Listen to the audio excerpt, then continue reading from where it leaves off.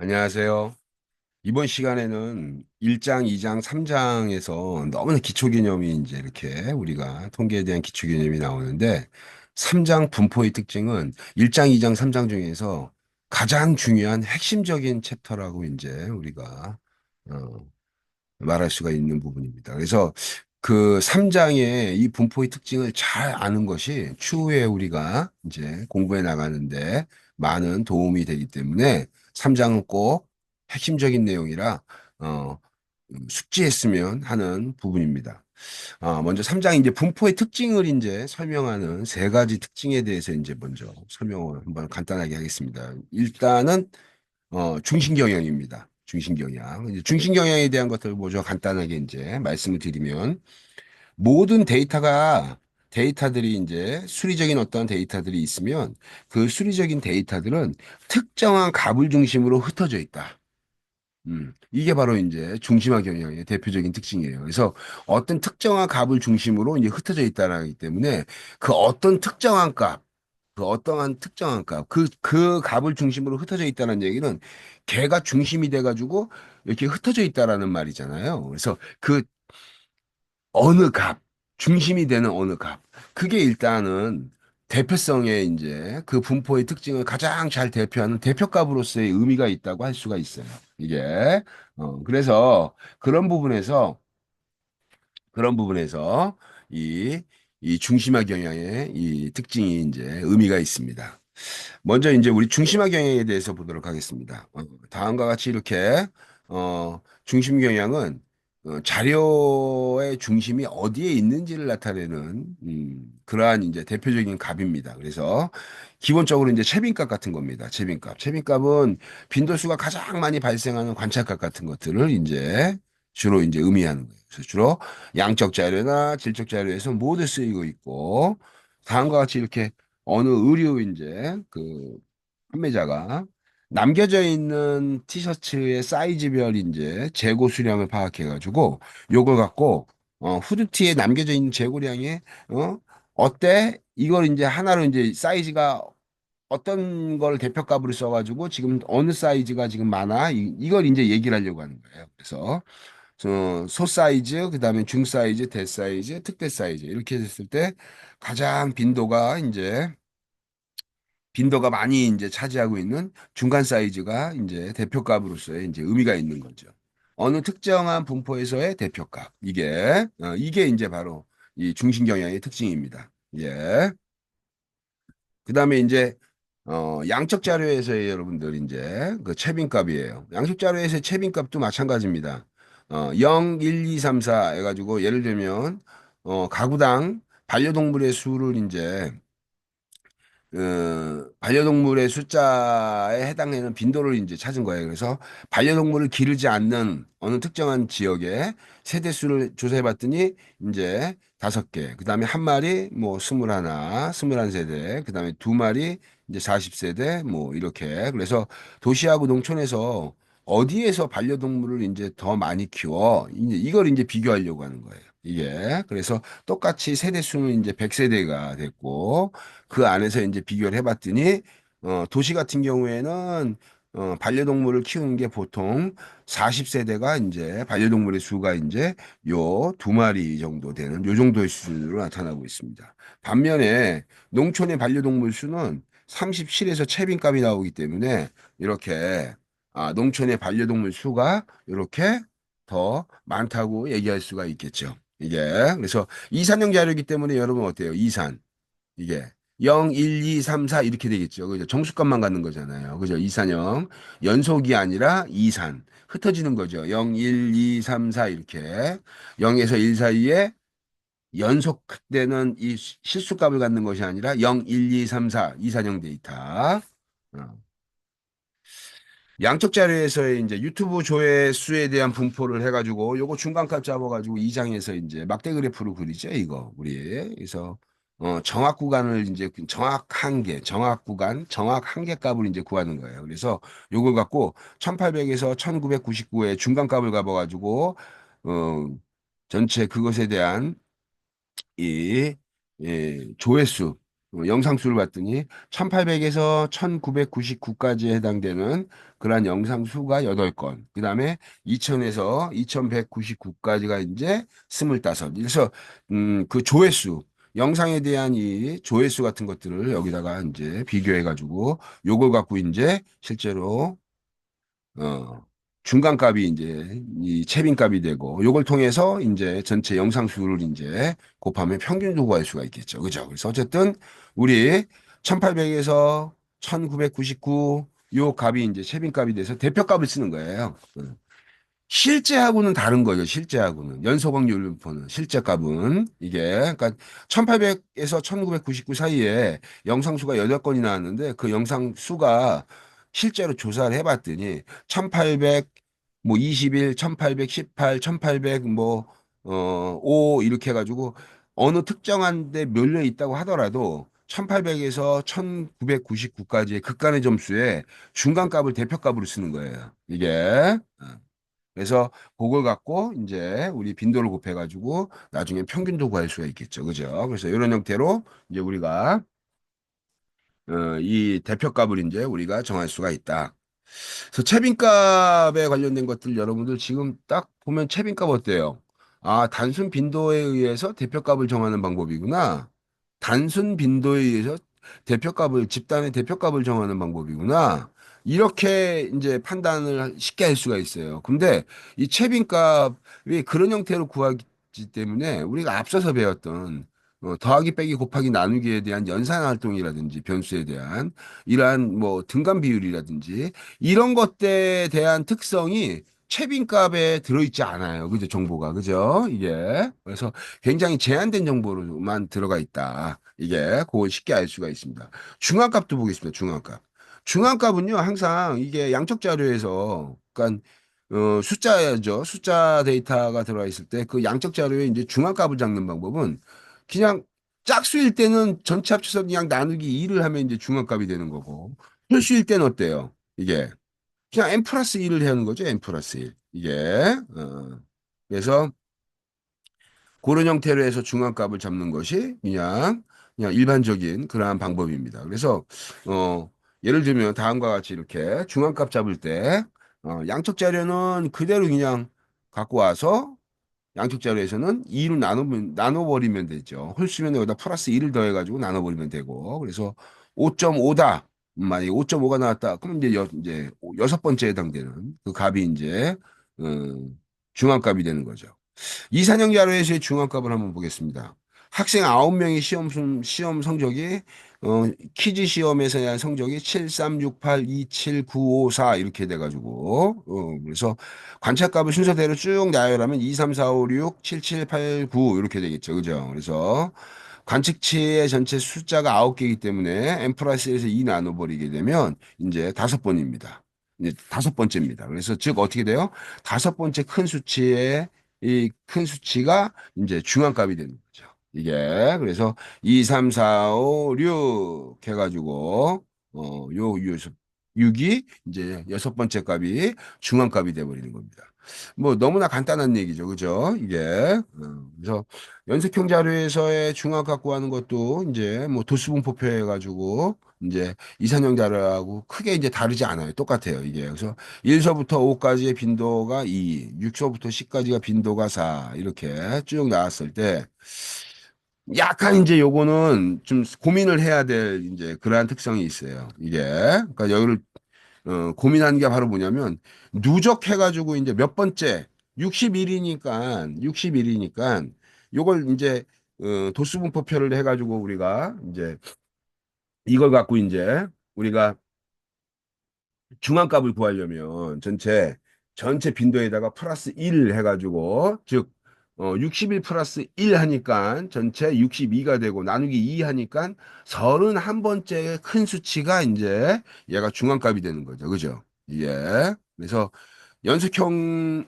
자료에서 평균 구하는 거하고 거의 유사한 형태가 이제 나타나는데 바로 예를 들면 이렇게 되는 거예요. 여기서 누적 빈도를 구하는 거죠. 여기서 처음에 나왔던 빈도가 두 번, 그 다음에 여기서 빈도가 이제 네 개니까 요게 이렇게 더해지는 거예요. 그죠? 더해져서 여섯 번째. 요게 이렇게 더해져서 더해져서 이렇게. 그러면 우리 31번째인데 봅시다. 31번째. 여기 22입니다. 22. 22에다가 15를 더해버리면 실제로 37이 나오기 때문에 문제는 요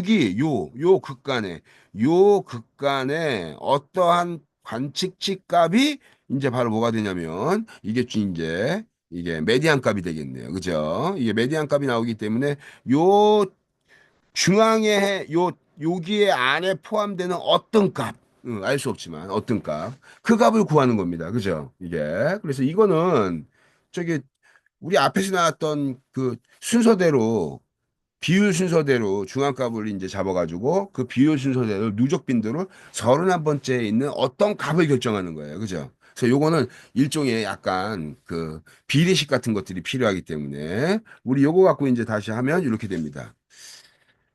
정확 한계 구간을 이제 구해서 누적 빈도가 나오기 때문에 0.5에서부터 이제 20.5까지 22명이 나올 수 있는 그 극간에 대한 이 정확 한계 구간이에요. 그래서 21서부터 25까지의 정확 구간, 즉 정확 한계값을 구하는 거죠. 그죠? 그래서 21서부터 25의 등급에 해당되는 것이 이제 정확 한계값으로 구하면 21과 25가 나타나는 경우를 보는 거예요. 이게. 그러니까 예를 들면 20점 이 20.4까지 같은 경우에는 20에 포함되는 거죠. 그러니까 21이 나오려면 최소한 어떻게 돼요?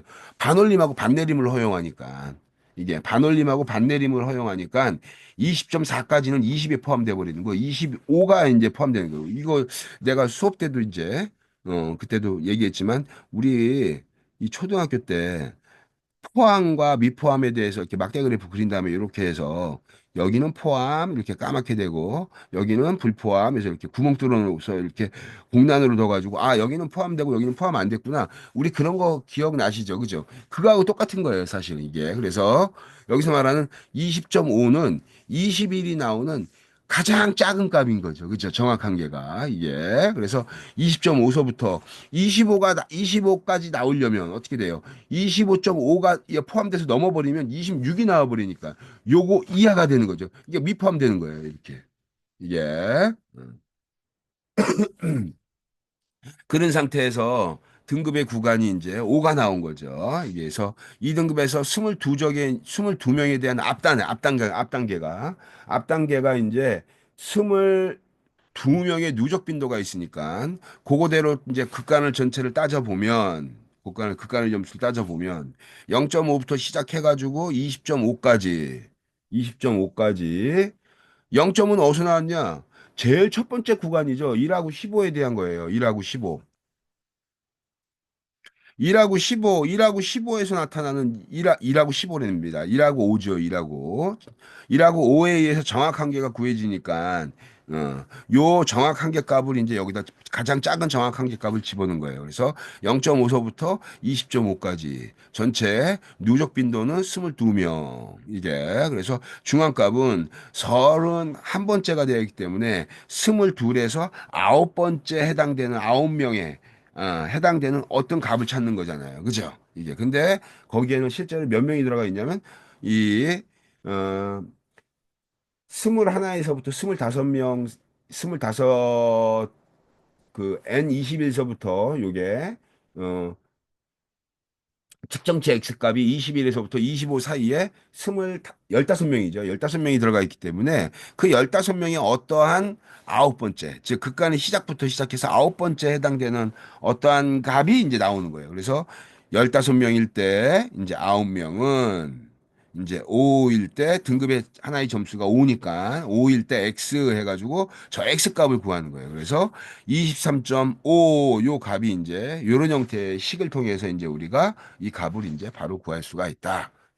그래서 요런 형태로 이제 요거 여러분들 이거 저기 그 그래프 극간 구할 때이 정확한 게 해가지고 막대 그래프 그릴 때 요거 이미 우리는 중학교 때 요 문제가 이미 나온 적이 있습니다. 그래서 어쨌든 이런 형태로 우리가 이거를 몇 번째 순서를 이제 구할 수가 있겠구나. 그래서 연속형 자료에서 이제 중앙값을 구하는 요 이제 비례식 같은 것들을 이제 이용하면 됩니다. 그래서 이거를 일반화시킨 식이 이제 이렇게 다음에 나왔는데 여러분 이거 나는 외우지 않고 저 비례식으로 푸는 게 그냥 쉬워요. 이걸 굳이 뭐 외워서 이렇게 할 필요가 없다고 생각합니다.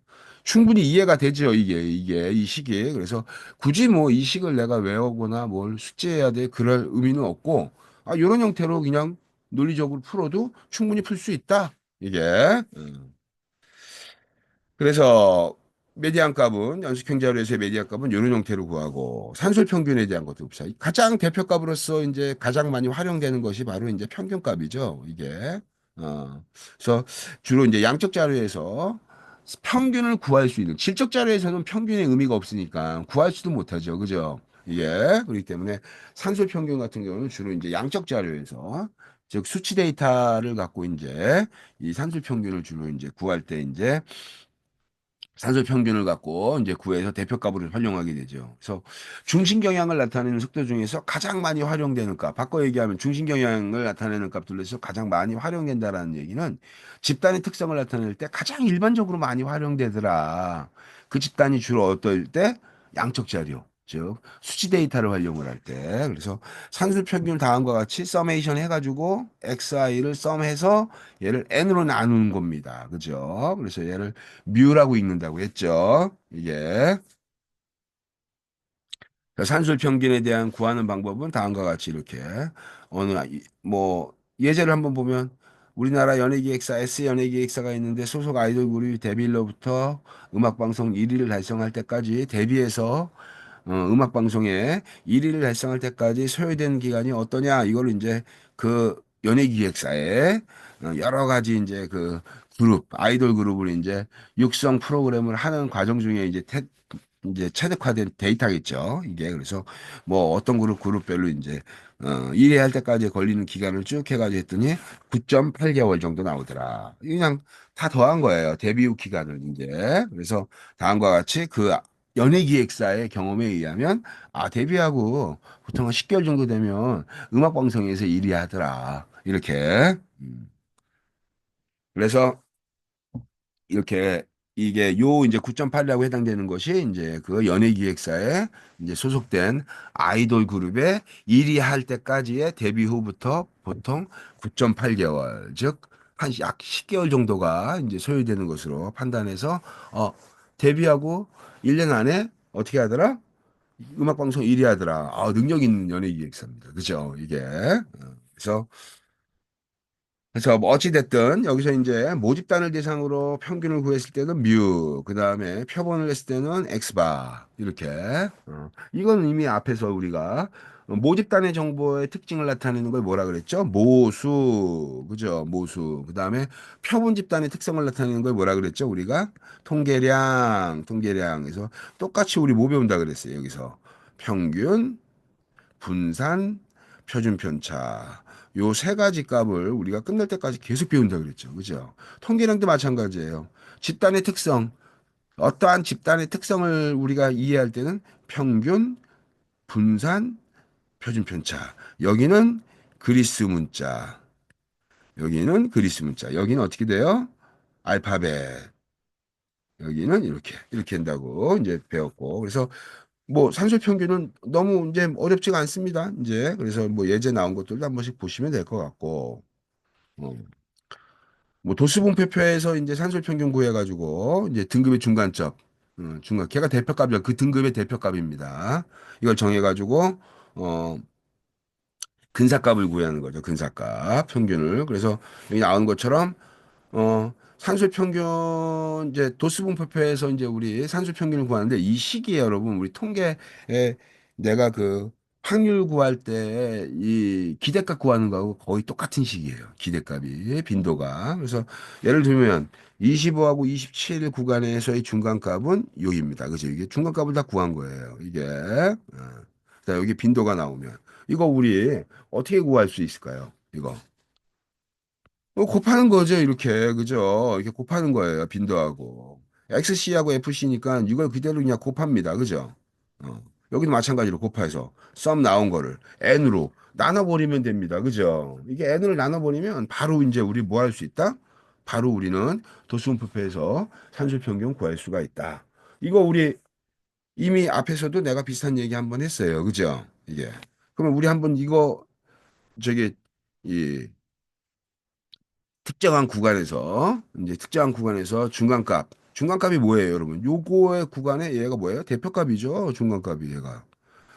그다음에 거기 나타나는 빈도는 이제 포함시켜서 얘는 사실은 내가 세 개가 25하고 27 있으면 여기 가운데가 27인데 이 세 관측 빈도가 여기에 세 개가 나올 수도 있는 거예요. 그죠? 그 나오도 극간을 정했던 그 값의 등급을 이렇게 정했기 때문에 얘를 이제 대표값으로 이제 써서 우리가 이제 추정하는 거죠. 이게. 그래서 약간 이제 오차가 있을 수 있어요. 이 여기는. 이 도수분포표에서는. 그래서 어쨌든 이거 갖고 이제 나오는 이 값을 구하면 요거 썸하는 거예요. 그러면 식이 어떤 형태가 될까요? 우리 자꾸 이 썸 나오는 식에다가 이제 우리 요 빈도 그다음에 여기 곱하기 어떻게 돼? XC 이렇게 되고 나누기는 어떻게 됩니까? 전체 관측 빈도의 빈도값에 n을 이제 다 나눠버리는 거죠. 합쳐서. 이게 바로 뭐예요? 이게 썸 이렇게 우리 평균식을 볼까요? xi에다가 어떻게 되냐? n으로 나누면 이게 평균이잖아요. 이하고 똑같은 얘기죠. 그죠? 이거하고 똑같은 얘기예요. 이게. 그럼 우리 xi 값 우리 구한 거 한번 해볼까요? 1, 2, 3, 4, 5라는 우리 주머니에 이제 내가 이렇게 주머니에 숫자 카드가 다 다섯 개가 들어있다. 이거 갖고 내가 우리 평균을 구해보자라고 하면 나타날 이벤트 사건이 나타날 빈도는 얘는 하나예요. 하나. 그죠? 하나. 이게 빈도가. 이게. 그러니까 어떻게 돼요? 얘 하나 곱하기 얘가 나타날 가능성은 다섯 개 중에 하나잖아요. 그죠? 다섯 개 중에 하나. 이렇게. 무슨 말인지 알겠죠? 한 개에다가 또 이거 더하기 또 어떻게 돼요? 2 곱하기 어떻게 돼요? 5분의 1. 3 곱하기 5분의 1 더하기 4 곱하기 5분의 1 더하기 5 곱하기 5분의 1. 이거하고 똑같은 겁니다. 그죠? 이게 그죠? 이게 바로 기대값이고 평균하고 똑같은 의미죠. 그죠? 그래서 그런 측면에서 도수분표에 있는 거는 아 이거는 우리 알아둘만 하다. 그래서 다음과 같이 이렇게 똑같이 썸해서 50으로 나눈 값. 이게 평균값. 가중상설 평균을 한번 봅시다. 이거 우리 사실은 이거 너무나 당연한 건데 저기 이미 이제 이게 이 가중산술 평균을 이용하는 것이 뒤에 또 나오기 때문에 간단하게 이제 이건 제가 이제 한번 얘기하고 넘어가겠습니다. 그래서 뭐 두 개 집단 같은 것들, 여러 집단을 합친 전체 집단, 이게 여러 집단을 합친 전체 집단, 이게 여러 집단을 합친 전체 집단의 평균을 계산할 때, 그러니까 예를 들면 A 집단, B 집단, C 집단이 있는데 여기는 5명, 여기는 10명, 여기는 12명 이렇게 되면 이 숫자에 따라서 평균이 얼마 나왔다고 하더라도 전체 A 집단의 전체 관측 빈도의 숫자가 같지 않기 때문에 이걸 반영해 줘야 된다는 얘기예요. 이게 그게 바로 가중평균의 이제 기본적인 이제 논리입니다. 그래서 우리 예제를 한번 보면 쉬워요. 이게 어떻게 했는지.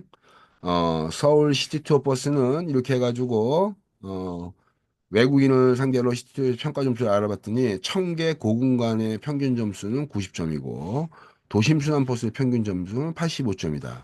야간 코스 같은 경우에는 80점이다. 세 가지 코스 전체에 대한 평균 점수를 계산하면 얼마일까?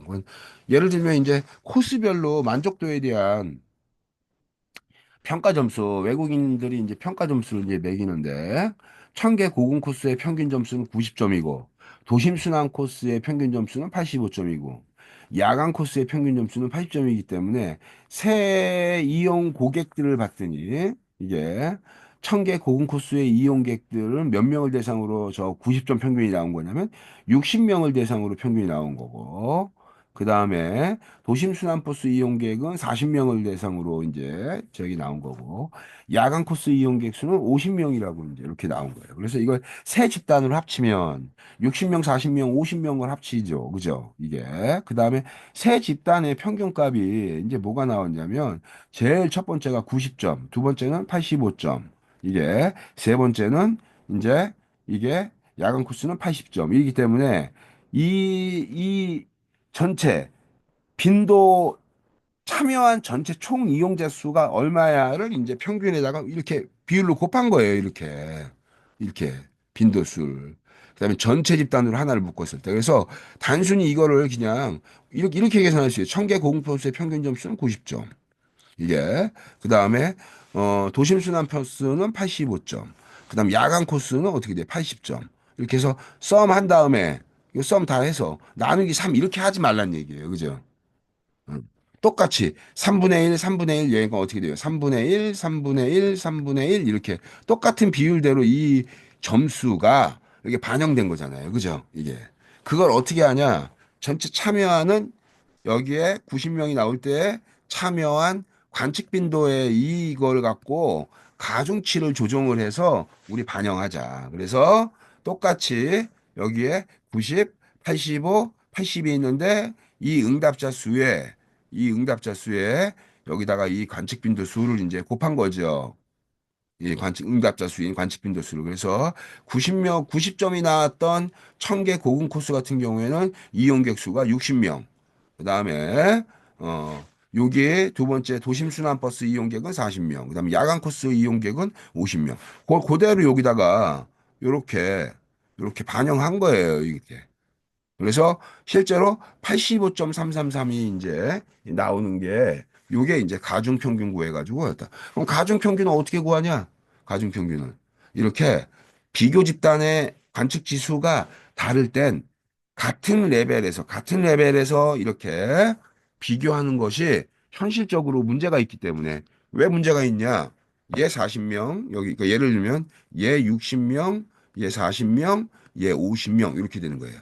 이게 n에 따라 달라지잖아요. 평균값이. 그렇기 때문에 요 숫자만큼 어떻게 되냐? 비율을 이제 반영해 준 거죠. 전체 중에 차지하는 비중이 만약에 그냥 산술 평균을 구하면 얘 30%, 30%, 30% 이렇게 된다는 뜻이에요. 이해 갔죠? 그죠? 그러면 이제 이걸 만약에 이 식을 반영했다는 얘기는 전체 중에서 요거를 평균에 여기에다가 곱해주는 값에다가 비율을 곱해준다는 얘기잖아요. 그죠? 이게. 그래서 요거하고 똑같은 식이 안 나온다. 3분의 1, 3분의 1, 3분의 1씩 하는 거하고. 요게 이제 가중학 방법의 이 평균을 구하는 그러한 방법이라고 할 수가 있어요. 그래서 요거는 뭐 크게 어렵지 않잖아요. 그죠? 뭐 너무나 당연한 거죠. 어떻게 보면. 상대적 비교가 가능하기 위해서. 중요한 개념이 있습니다. 이제 중심화 경영에서 가장 중요한 거 요겁니다. 이렇게. 우리가 지금 어떠한 집단의 대표값으로서, 즉, 중심화 경향. 어느 값을 중심으로 흩어져 있더라. 제가 어떤 관측 빈도를 내가 딱 어떤 기준을 쓰는지는 아직 정하지는 않았지만, 어떠한 관측 자료들은 뭐든지 그 데이터가 갖고 있는 특징 중에 하나가 쭉 그냥 산발적으로 쭉 흩어져 있는 것 같지만 그것들의 의미를 쫙 이렇게 보면 어떻게 돼요? 특정한 값을 중심으로 이렇게 몰려 있더라. 이게 몰려 있더라. 이런 것들이 이제 중심화 경향의 의미예요. 근데 그 중심화 경향이 제일 첫 번째 우리 A를 한번 보겠습니다. 대칭형 분포. 대칭형 분포의 의미를 우리 어떻게 이해하면 될까요? 대칭형 분포를. 이게 우리 이름말 더 많이 써요. 대칭형 분포란 말보다 이게 이름말을 많이 쓸 거예요. 정규성. 분포에 정규성이 있더라. 정규성. 그 정규성이라고 하는 말은 대칭형 분포의 의미하고 거의 같다라고 이해하시면 돼요. 그래서 이게 대칭형 분포라는 말의 의미는 이게 어, 정규성을 갖고 있는 그러한 분포구나. 이게 그래서 정규 분포와 같이 되어 있는 이 대칭형 분포일 때는 평균, 중앙값, 최빈값이 다 어떻다, 다 같다. 어, 같은 값으로 이렇게 같게 나오더라. 근데 어, 이 분포가 이제 여기 그림을 좀 더 명확하게 그리려면 이렇게 되겠죠. 이렇게 되겠죠. 이렇게. 그래서 여기에 나와 있는 게 바로 왼쪽 긴 꼬리 형태. 왼쪽 긴 꼬리 형태의 분포 모양이 바로 요겁니다. 이렇게. 이게. 그럼 어떻게 돼요, 여러분?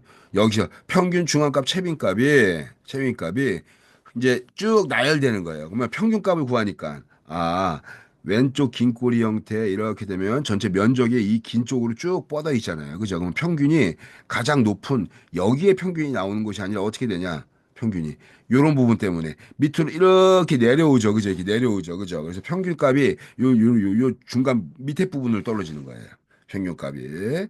그 다음에 어떻게 돼요? 관측 빈도가 가장 많은 넓은 면적을 갖고 있는 요 정도가 어떻게 돼요? 그게 이제 전체 분포의 중앙값을 차지하는 거고. 그 다음에 면적이 가장 넓은 여기 넓이에서 가장 특정한 국간에서 등급 있죠. 극간에서 이제 어 가장 면적이 넓은 데가 바로 뭐냐면 최빈값이 나오는 거예요. 중앙값은 전체 분포에서 가운데 값이지만 최빈값은 측정한 이 나타나는 관측 빈도가 가장 높은 그 면적을 차지하는 부분이기 때문에 전체 이 중심화 경향을 나타내는 대표값의 평균, 중앙값, 최빈값 요 순서대로 이제 연결되는 거예요. 이게 그래서 우리 이 값이 요런 형태로 이제 나열되겠구나. 반대의 경우를 한번 볼까요? 반대의 경우는 이제 오른쪽 긴 꼬리 형태예요. 오른쪽 긴 꼬리 이렇게 되겠죠. 이렇게 오른쪽 긴 꼬리. 그러면 우리 중이 대칭형 분포일 때 여기에 있던 평균 중앙값 최빈값이 바뀝니다. 또 어떻게 돼요? 이 오른쪽 긴 꼬리이기 때문에 여기서의 평균이 아니라 어떻게 돼요? 여기서의 평균이 아니라 이렇게 내려와서 이쯤에서 평균 잡히겠네요. 그죠?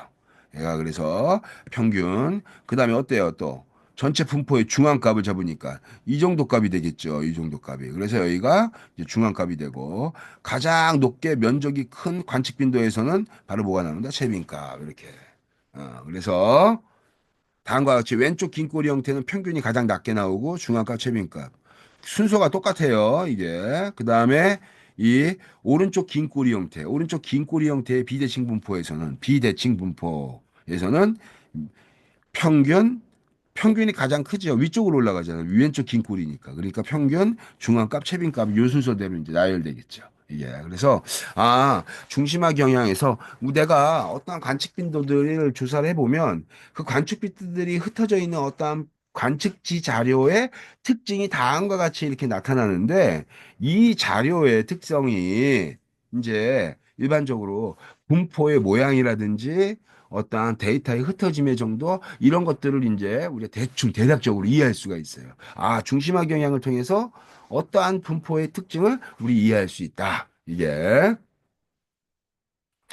앞서 얘기했던 중심화 경향에 대한 것을 총 한번 정리를 딱 하면 우리의 중심화 경향에서는 다음과 같이 이 값이 쓰이는데 이게 비대칭 분포에서는 저 위치가 서로 다르다는 거 이게 그래서 왼쪽 긴 꼬리 오른쪽 긴 꼬리에 따라서 위치가 달라지더라. 그래서 어떤 거를 대표값으로 쓰는 게 좋을까?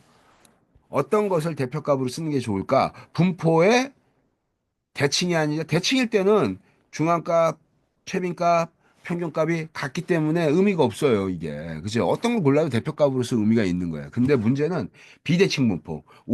왼쪽 긴 꼬리 형태의 분포일 때는 어떤 걸 내가 대표값으로 쓸까? 이걸 결정을 하는 거죠. 다르니까. 평균, 중앙값, 최빈값이 이게 위치가 다르니까. 이게 오른쪽으로 했을 때도 마찬가지로. 이게 오른쪽 긴 꼬리 형태도. 그래서 요 중심화 경향의 대표값들에 대한 이 의미를 보면 앞서 얘기했던 최빈값이라든지 그치 하면은 중앙값이라든지 이런 값들은 사실 산술적인 어떠한 정보가 제한적으로 포함되어 있기 때문에 어떠한 뭐 그 연산을 한다든지 이런 것들로서의 의미가 없다. 이게 그래서 아까 여기 나온 것처럼 가장 분포의 대표값으로서 산술 평균을 가장 많이 활용하고 있는 것이 뭐 일반적으로 산술 평균을 가장 많이 활용하니까 대표값으로서 의미가 있죠. 하지만 분포가 비대칭일 때 항상 어떻게 되냐 산술 평균이 의미가 있는 건 아니다. 이게 어. 그래서 분포에 비대칭성이 있을 때는 이러한 분포의 특징을 고려해서 뭐 산술 평균 또는 최빈값 이런 것들을 나름대로 분포의 특징을 해서 목적에 맞게 그러한 대표값을 이제 정할 수가 있다. 그럼에도 불구하고 이 산술 평균은 가장 많이 활용되더라. 그러면 우리 산술 평균에 대한 특징을 한번 보도록 하겠습니다. 산술 평균은 이 평균 효과라 그래요. 평균 효과. 어, 이게 그러니까 예를 들면 이제 이 평균 효과가 발생하는데 대표값으로서 중심화 경향을 나타내기 때문에 평균 효과라는 것이 이제 뭐냐면 예를 들면 이런 거예요. 3, 3, 4, 3, 2, 3, 뭐 4, 3, 4 이렇게 관측 히스토리 값이 쭉 이렇게 나오는데 갑자기 이제 어떻게 여기서 이제 만약에 뭐 극단적인 예를 들면 99 이렇게 들어가 있으면 어때요, 이게? 어. 요게 관측 자료의 유사성이 내포되어져 있는 그런 자료인 반면에 이 99라고 하는 숫자는 어때요? 이거 극단적인 영향을 주는 값이죠. 이거를 얘가 포함됐을 때의 산술 평균과 이 99가 여기 집단에 포함되지 않았을 때의 산술 평균은 완전 달라지죠. 그죠? 이게 99가 어때요? 극단적으로 영향이 쫙 줘버리는 거잖아요. 그죠? 그래서 이러한 값들 때문에 실제로 이제 이게 아웃라이어죠. 비정상 자료. 이게 마찬가지일 수도 있어요. 예를 들면 91, 뭐 92, 뭐 90, 뭐 89 이렇게 쭉 해가지고 90대의 값이 나오는데 어느 날 갑자기 앞에 관측한 한 값이 2 이렇게 나와버리면 얘가 아웃라이어가 되겠죠. 얘가 이게 포함되면 값이 확 떨어집니다. 이게 평균값이. 원래 갖고 있던 분포의 특징을 어떻게 돼요? 왜곡시켜 버리는 거죠. 그죠? 그래서 그런 측면에서 이 평균 효과가 이 부정적인 효과가 나타낼 수 있어요. 그래서 이 아웃라이어를 이제 잘 골라내는 게 이게 사실은 중요한 그 자료 정리에서 중요한 이 연구자의 이 전처리 데이터 전처리 과정 중에 하나입니다. 아웃라이어를 골라내는 거. 그래서 일반적으로 이제 이 관측 빈도의 이 변동성이 3시그마 범위 안에 들어오도록 이제 통제를 하려고 하죠. 그다음에 중앙값, 최빈값하고 달리 수학적 연산 같은 것들이 가능하고 평균은 그렇게 해서 만들어진 거잖아요. 그 식을 보면 더하고 나누고 이게 더하고 이제 나눴으니까 이게 당연히 연산이 되는 거고 그다음에 중앙값하고 최빈값은 당연히 어떻게 돼요? 정보의 양이 적기 때문에 그걸 갖고 어떤 연산을 한다든지 이런 것들의 의미가 없다. 그래서 일반적으로 뭐 가중산술 평균을 이용한다든지 뭐 산술 평균을 이용을 하든 그러한 어떠한 이, 이 수학적 연산도 되고 그다음에 어떠한 관측치 본질이 갖고 있던 어떤 데이터의 특성을 설명할 때 이러한 산술 평균이 많이 활용된다. 이게 그래서 모집단의 이제 그 특성을 이제 추정하는 추론 통계학에서 어, 이 표본의 이 통계값을 갖고 통계량 정보를 갖고 특히 평균을 갖고 모집단의 평균을 추정하는 거잖아요. 그죠? 그래서 이게 어떻게 돼요? 어떠한 집단의 모집단에서 표본을 이렇게 뽑아낸 거예요. 그러면 이제 X바가 되겠죠. 그죠? X바를 갖고 우리가 X바를 갖고 뭘 추정해요? 우리 모집단 뮤를 어떻게 되냐? 뭐로 추정하는 거예요? X바로 이렇게 어떻게 되냐? 추정하는 거죠. 그죠? 평균 뽑아놓고 분산 추정하면 안 되잖아요. 그죠? 그러니까 이거 갖고 평균을 뽑아서 모집단의 뮤를 이렇게 추정하는 방법을 쓰더라. 이게 유전적 형질이 있기 때문에 모집단의 유전적 형질을 가정한다 그랬잖아요. 그죠? 이게 모수 통계와 비모수 통계가 있는데 모수 통계는 이 모수가 갖고 있던 이 특징을 이 같은 동일 집단의 어떠한 이 모수 안에 있는 또 다른 어떠한 집단의 표본으로 뽑았을 때 이 모집단의 특성이 표본의 특성에 어떻게 되냐 반영되는 유전적으로 전이되는 것처럼 형질이 이렇게 나타나고 있는 거죠. 그죠? 이게 그래서 우리 이걸 통해서 이렇게 통해 즉 표본의 평균을 통해서 모집단의 평균을 추정하는 방법을 쓰려고 하는 거예요. 모수에서 표본을 뽑았기 때문에 모수의 특징이 표본에 남겨져 있다 없다 남겨져 있는 거죠. 유전처럼 이게 부모에서 자식에 이렇게 유전적 형질이 유사하게 나타나듯이 표본에도 그 모집단의 특성이 남아 있다는 얘기예요. 그래서 그걸 어떻게 되냐 이 표본의 평균을 통해서 모집단의 평균을 추정하는 것이 가능하더라. 이렇게 뭐 이런 것들을 이제 쭉 한 번씩 읽어보시면 될 것 같고 이제 여러분들이 이제 그 다음에 두 번째 이제 평균만 갖고 집단의 특성을 비교했을 때, 집단의 특성을 비교했을 때 내가 대표적으로 예를 드는 게 있어요. 그게 바로 뭐냐면 교육 프로그램을 내가 수학 교육 프로그램을 하나 만들려고 해요. 자, 그래서 봤더니 수학의 성적이 요게 A반입니다. A반. 이게 A반. 이게 그다음에 이제 B반 성적을 비교해 봤더니 똑같은 시험으로 B반 성적 봤더니 B반 성적은 이렇게 돼 있어요. B반. 그래서 A반하고 B반을 봤더니 뮤 A 이퀄 뮤의 B가 어떻게 돼? 평균이 같더라. 이게 뮤 A, 뮤 B 이게 모집단이라고 했을 때 A 집단하고 B 집단이 평균값이 같은 거예요. 그래서 예를 들면 수학 성적인데 얘가 80점이고 얘도 80점이더라. 이게. 그래서 집단 A하고 집단 B가 내가 공교롭게 봤더니 수학의 평균값이 같아. 이걸 통해서 내가 A반과 B반에 적용 가능한 수학 프로그램, 수학의 이걸 어떻게 프로그램을 교육 프로그램을 만들어서 운영할까라고 했습니다. 평균이 같으니까 어떻게 돼요?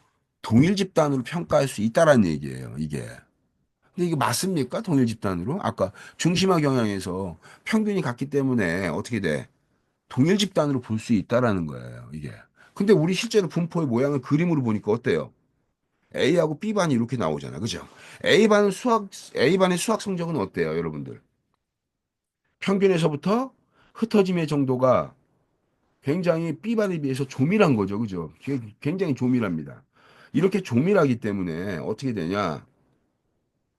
A반은 개개인의 수학 성적의 편차가 굉장히 작은 거예요. 그죠? 예. 그래서 능력의 수학 수준에 대한 차이가 적기 때문에 어느 특정한 프로그램을 통해서 전체 집단을 교육시키는 프로그램이 적합할 수 있어요. 그죠? 이게 잘하는 사람과 못하는 사람의 성적의 차이가 작기 때문에 이게 반면에 B반 한번 볼게요. B반. B반은 평균은 똑같이 80점으로 갔지만 잘하는 애는 엄청 잘하고 못하는 애는 엄청 못하고 이게 완전히 이제 이게 집단이 크게 바꿔 얘기하면 개인 간 성적의 편차가 어때요? 흩어짐의 정도가 크다 보니까 흩어짐의 정도가 크다 보니까 흩어짐의 정도가 요만큼에서 B반은 이렇게 커져 버리니까 흩어짐의 정도가 이렇게 크기 때문에 당연히 동일한 수학 프로그램 갖고 B반에다가 교육했을 때 수학을 못하는 극단적인 이 낮은 수학의 저성과자와 기본적인 수학 학습이 너무 잘 돼가지고 아주 그냥 똑똑한 아주 고성과자 간에 그 프로그램이 맞지 않다라는 거예요. 이게. 그래서 이런 B반의 교육 프로그램의 수학을 학생들에게 하기 위해서는 수학이 굉장히 낮은 성과를 내는 저성과자 그룹의 별도의 교육 프로그램과 그다음에 천재적 감각을 갖고 있는 이러한 높은 수준의 학생들한테 맞추기 위한 교육 프로그램과 일반적인 수준에서 쓰는 이 교육 프로그램이 차별화시켜서 그룹 스터디를 만드는 것을 이제 더 유용할 수 있다.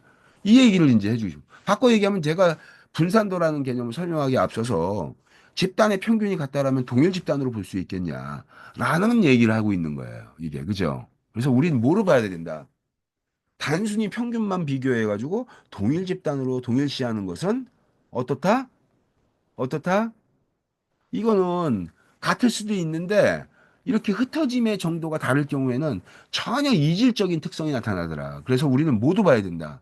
분포의 특징을 결정할 때 중심화 경향인 이 평균값과 더불어서 무엇도 본다. 흩어짐의 정도를 파악하는 것이 중요한 그러한 이 판단의 기준이 될 수 있다. 이게 그래서 분산도를 한번 보도록 하겠습니다. 분산도는 관측치의 중앙값에 관측치의 이 중심화 경향 즉 산술 평균에서 어떤 이 이 값에서 개별 관측치 값들의 흩어짐의 정도예요. 이게 개별 값의 이 흩어짐의 정도를 나타내기 때문에 분포의 모양을 결정하는 거죠. 흩어짐이 이게. 그래서 이제 관측치 자료가 흩어져 있는 정도를 얘기를 하는 거예요. 흩어져 있는 정도를. 그래서 분산도를 측정하는 방법은 레인지 값, 그다음에 평균 편차, 표준 편차. 이게 그다음에 분산 이렇게 나왔는데 이 요 값들이 이제 바로 뭐다? 이게 이제 바로 관측치의 ht짐의 정도를 나타내는 대표적인 값이라고 이제 할 수가 있습니다. 우리 요거 이제 배웁니다. 이제 분산도. 그러면 봅시다. 우리 책에 나와 있는 그림 3-2를 한번 보면 얘는 A반이라고 하고 얘가 B반이라고 하면 A하고 B반은 어때요, 여러분들? 중심화 경향도 다르네. 65점하고 70점. 이게. 그 다음에 흩어짐의 정도도 분포의 모양 자체가 다르죠. 즉 A하고 B는 동일 집단이라고 할 수가 없는 거예요. 평균도 다르지, 흩어짐의 정도도 다르지. 이게.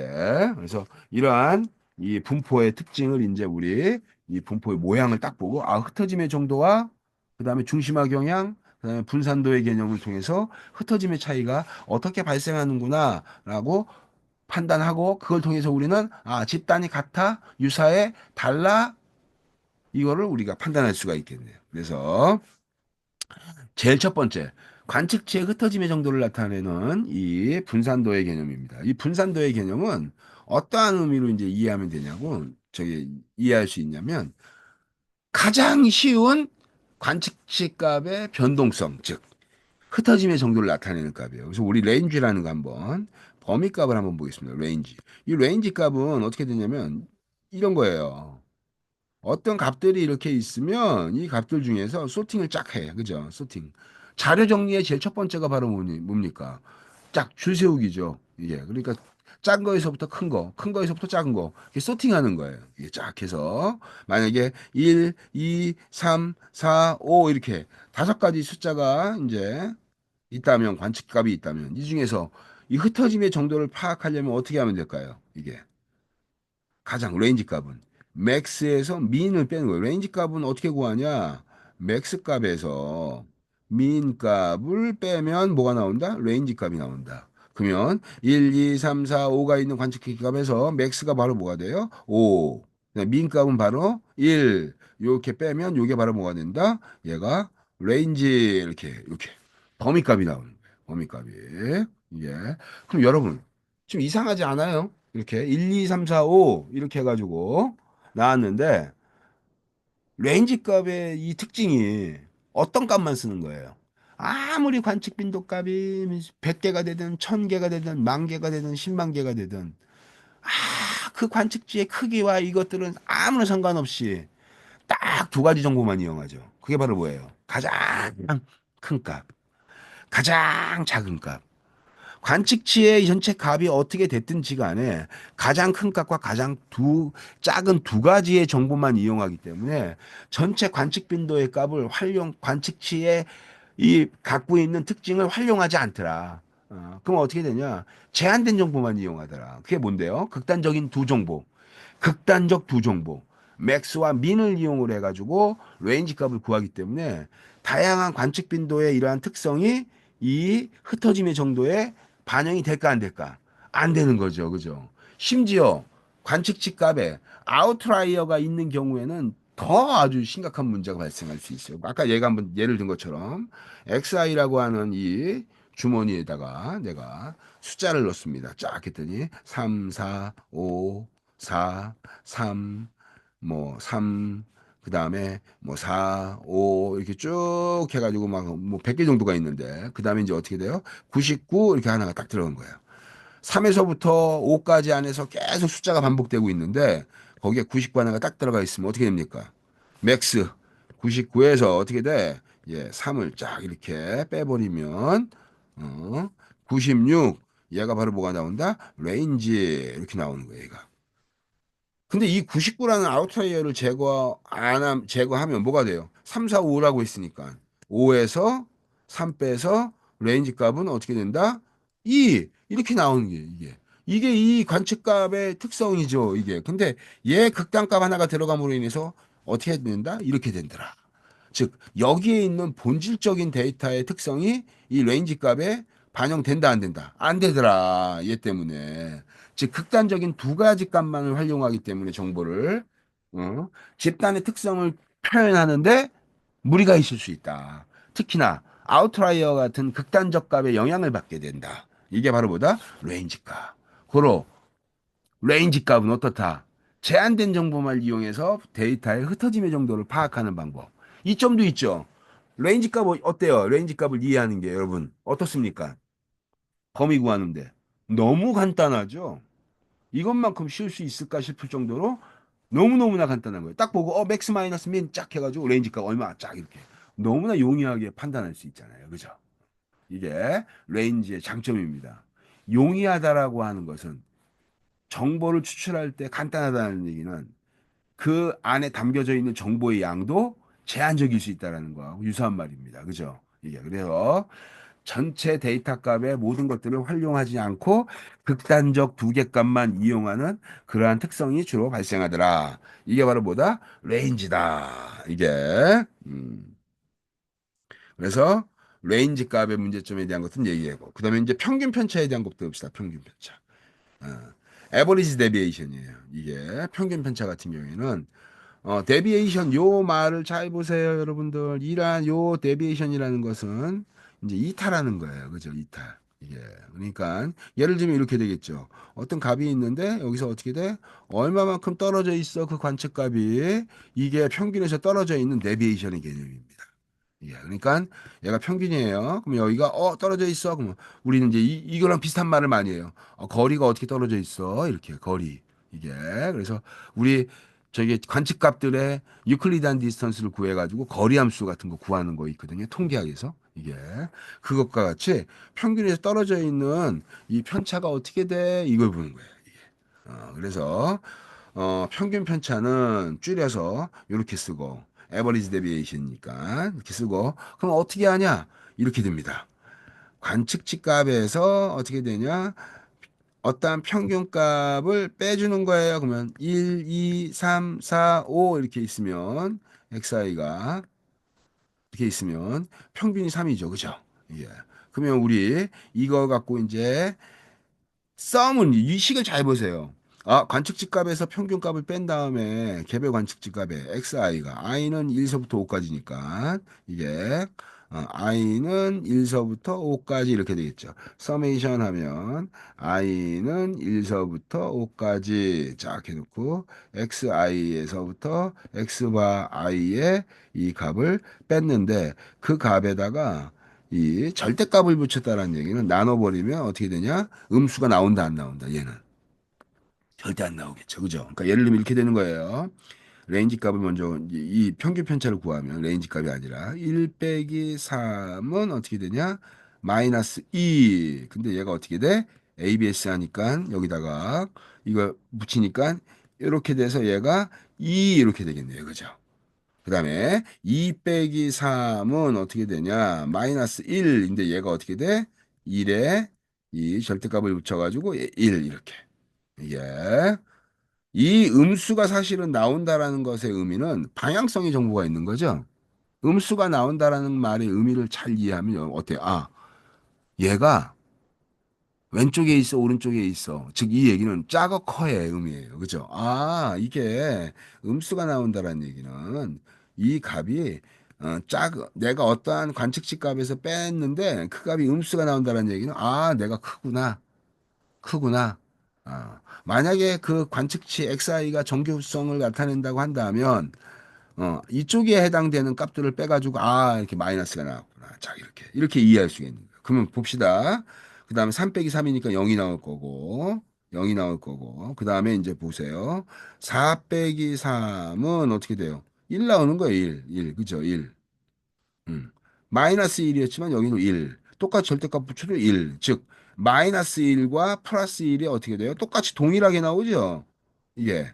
그죠? 마이너스 1 여기하고 이렇게 되겠네. 이렇게. 그래서 마이너스 1과 동일하게 나오기 때문에 방향성의 정보가 어떻게 무력화되어 버리는 거예요. 이게. 방향성의 정보가 없다는 얘기는 떨어져 있는 디스턴스만 알 뿐이지 내가 커 작어에 대한 정보는 캐치하지 못하는 거죠.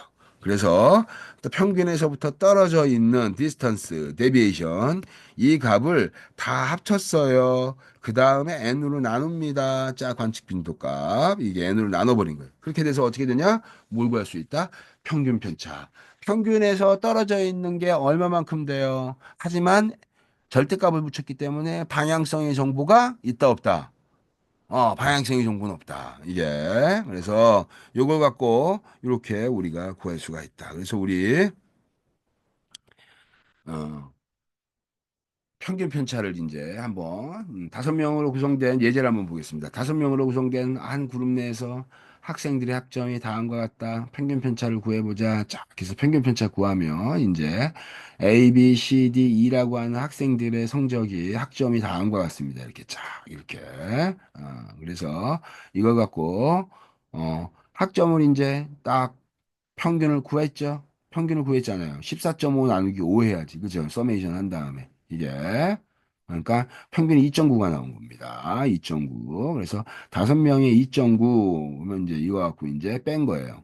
2.8 빼기 2.9 하면 0.1 이렇게 나오겠죠. 마이너스 원래는 마이너스 0.1인데 절대값을 붙였으니까 0.1, 0.7, 1.2, 0.6 어떻게 한 건지 다 이해하셔야 됩니다. 이거 쭉 해서 이 평균에서 떨어져 있는 디스턴스에 절대값을 붙인 값들을 다 썸하는 거예요. 그랬더니 여기 나오는 것처럼 이제 2.6 값이 나왔네요. 그죠? 2.6 값을 이제 5로 나눠버린 거예요. 그랬더니 0.52.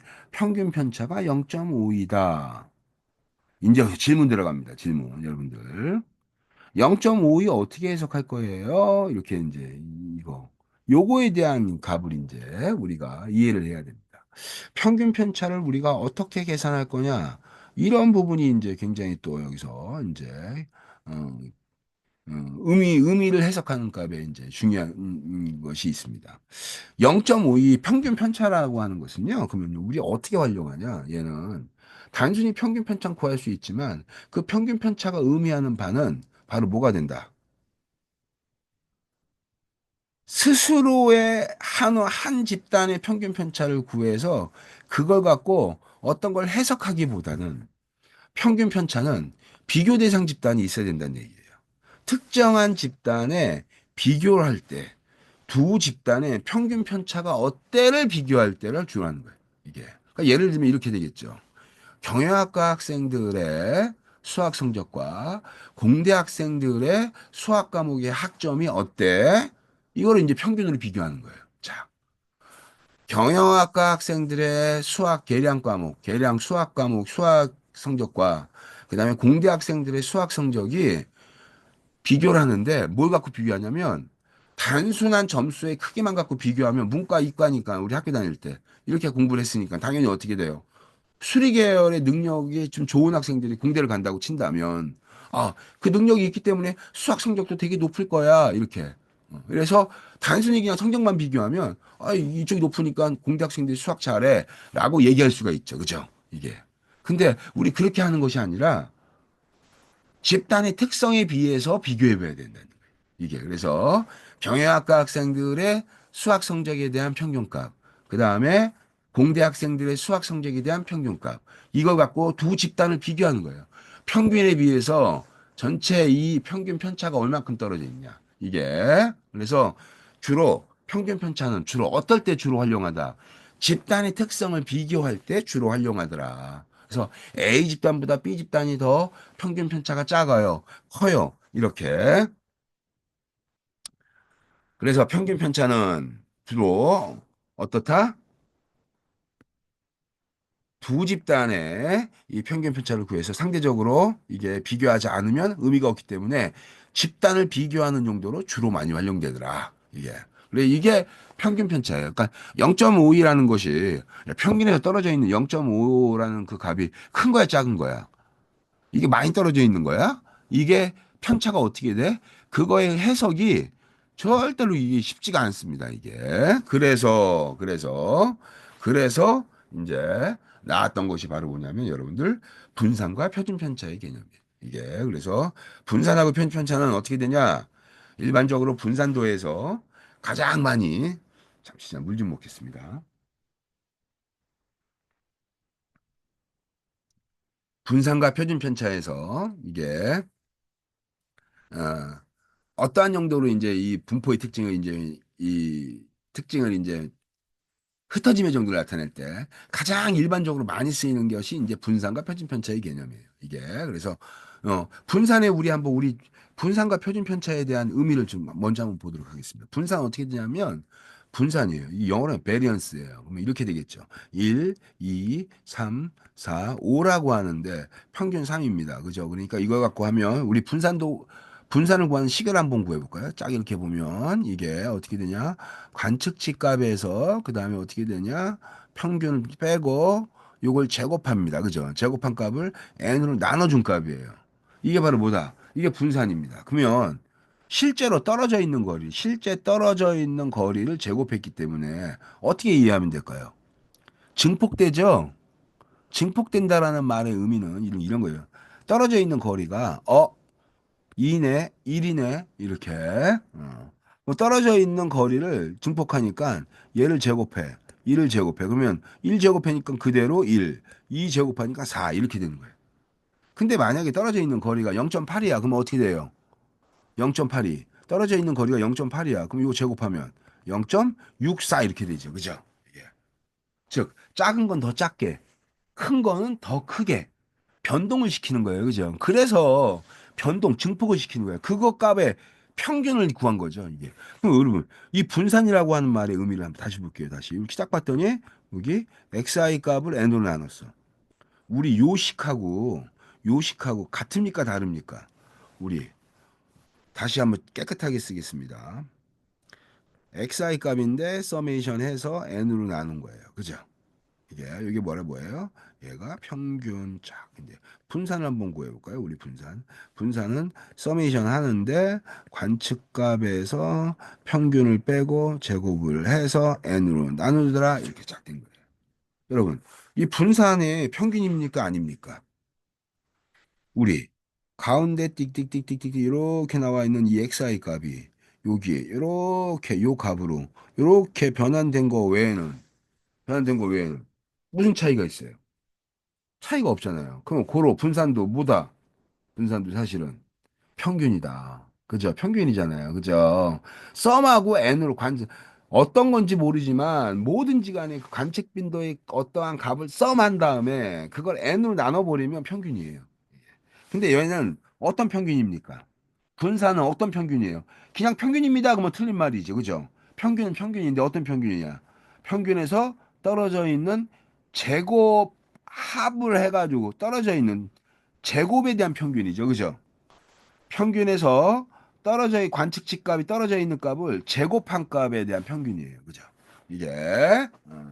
그래서 그걸 한마디로 길죠. 아, 평균에 떨어져 있는 제곱을 어떻게 돼? 평균했네. 길잖아. 이거 한 단어로 딱 줄이면 그게 바로 뭐예요? 그게 변동성을 나타내는 베리언스가 되겠네요. 그죠? 이게 크게 그걸 뭐라 그러는데 이게 분산이라고 한 단어로 쉽게 분산. 자, 변동성을 나타내는 변동성. 이게. 그러면 이제 평균에서 떨어져 있는 편차, 디스턴스 이게 제곱을 시켰기 때문에 어떻게 되면 증폭돼 있으니 그러면 고로 평균적으로 얼마만큼 떨어져 있다라는 얘기야. 분산을 제대로 알아서 적용하기가 목적성은 흩어짐의 정도야. 근데 그걸 다 제곱을 했기 때문에 그 제곱한 값을 통해서 흩어짐의 정도를 어떻게 내가 설명하기가 쉽다 어렵다. 제곱했기 때문에 어렵다. 그러면 우리 어떻게 하면 될까요? 제곱 효과를 무력화시켜야겠네. 그죠? 제곱 효과를 무력화시키는 게 바로 뭐다? 여기다가 근호를 씌워버리면 바로 얘가 뭐가 되는 거예요? 얘가 표준 편차. 표준 편차가 됩니다. 그래서 표준 편차는 이제 영어로 얘기하면 스탠다드 데비에이션이에요. 데비에이션은 어떻게 돼? 스탠다드. 표준화된 거다.